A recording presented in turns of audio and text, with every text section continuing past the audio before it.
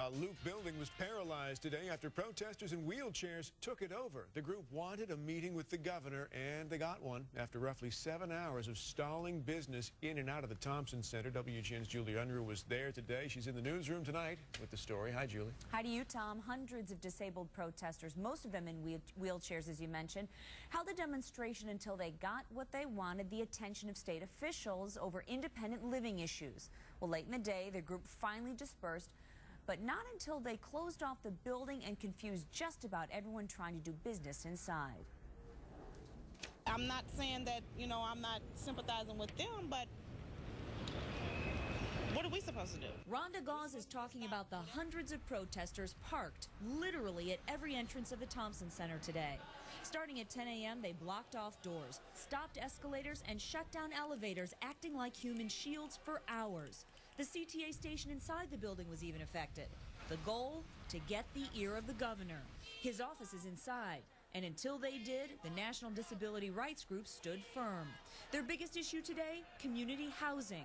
Protesters say the state of Illinois can do better, so they virtually shut this state building down. We're willing to stay as long as it takes. We will not leave. We will not back down until we get what we need to get, until we set some people free from nursing facilities. The day of locking people away and people needing to go away somewhere because they're disabled or old is long over, and public policies and budgets need to support that. Stanley Luboff works in the building and said although he was able to leave the office, he still felt like a hostage, uncertain how or when things would end, especially, he said, on the anniversary of September 11th. But I thought it was inappropriate on this day to disrespect the day of mourning by holding this demonstration and threatening the people who work in the building.